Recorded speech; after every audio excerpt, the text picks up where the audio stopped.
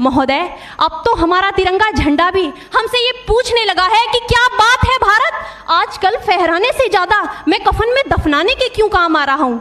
महोदय, हृदय तो उस दिन फट गया जब बूढ़ी माँ अपने बेटे के चिथड़ों को देखकर बोली कि साहब, आप तो भर्ती में 1 इंच भी कम नहीं लेते, मैं आधा शरीर कैसे ले लूं।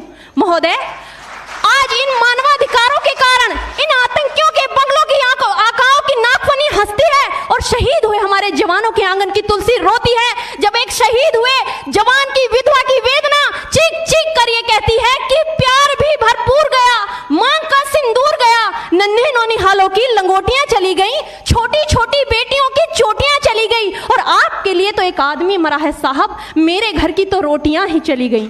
महोदय, किसी भी युद्ध को जीतने के लिए पहल करना सबसे ज्यादा आवश्यक है, क्योंकि इतिहास गवाह है कि पहल करके बड़े बड़े युद्धों के परिणाम बदल दिए गए हैं। परंतु आज मानवाधिकारों के कारण हमारे देश के जवान इस कदर बंधे हुए हैं कि अपनी ड्यूटी पर खड़े होकर भी वो आज पहल करने से डरते हैं, क्योंकि महोदय, भविष्य में उन्हें कटघरे में खड़े होने का डर सता रहा होता है।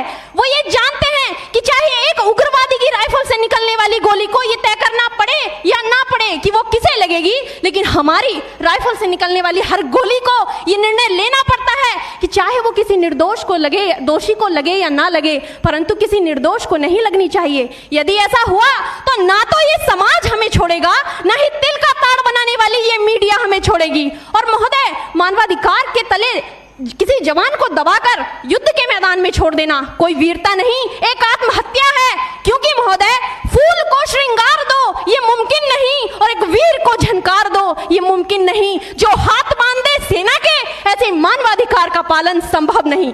महोदय, आज सत्यनिष्ठा के मार्ग पर चलते हुए भी हमारे देश का जवान इन आतंकवादियों, इन पत्थरबाजों से डरता है, क्योंकि वो जानता है कि उसकी राइफल से निकलने वाली गोली अगर टारगेट को हिट नहीं भी करेगी तो भी 400 मीटर तक जाएगी, और यदि इस बीच वो किसी निर्दोष को लग गई तो महोदय, हमें अपनी नौकरी से हाथ तक धोना पड़ सकता है। और महोदय, अपनी नौकरी को बचाने की खातिर एक जवान आज ये सोचता है कि चाहे सांप मरे या ना मरे, परंतु लाठी नहीं टूटनी चाहिए, क्योंकि आज हमारे देश के हालात कुछ ऐसे हो गए हैं कि चिरागों को हवाओं में उछाला जा रहा है, हवाओं पर भी रोब डाला जा रहा है। अरे हम ही तो बुनियाद है आंतरिक सुरक्षा की, और आज हमें ही नौकरी से निकाला जा रहा है। महोदय, जब पुलवामा में 44 जवान शहीद हुए, छत्तीसगढ़ में 76 जवान शहीद हुए, तो कोई भी मानवाधिकार की दुहाई देने वाला हमारे पक्ष में आकर खड़ा नहीं हुआ।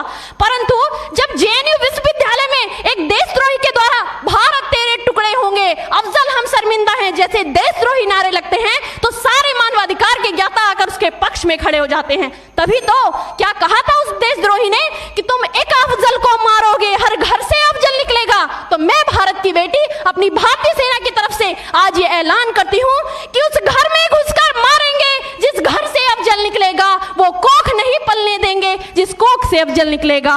उठो देश के वीर जवानों, तुम सिंह बनकर दहाड़ दो और एक तिरंगा झंडा उस कन्हैया के सीने में गाड़ दो। महोदय, अंत में अपनी वाणी को विराम की ओर ले जाते हुए मैं सिर्फ इतना ही कहना चाहूंगी कि मुझे अफसोस है अपने देश की न्यायिक प्रक्रिया पर, जहां आज भी रात के 12 बजे अजमल कसाब जैसे आतंकी के लिए सर्वोच्च न्यायालय के दरवाजे खोल दिए जाते हैं। ऐसे देश से मानवाधिकारों की अनुपालना करते हुए आतंकवाद और उग्रवाद से कभी नहीं निपटा जा सकता। मानवाधिकार के नाम की दुहाइयां देने वालों, सीमा पर लड़ा नहीं जाता चरखों से शोलों के आगे, रामायण पढ़ी नहीं जाती सीमा पर गोलों के आगे। धरती के घोर कुहासे को एक सूरज ही हर सकता है, क्योंकि एटम बम से रक्षा केवल एटम बम ही कर सकता है। जय हिंद, जय भारत।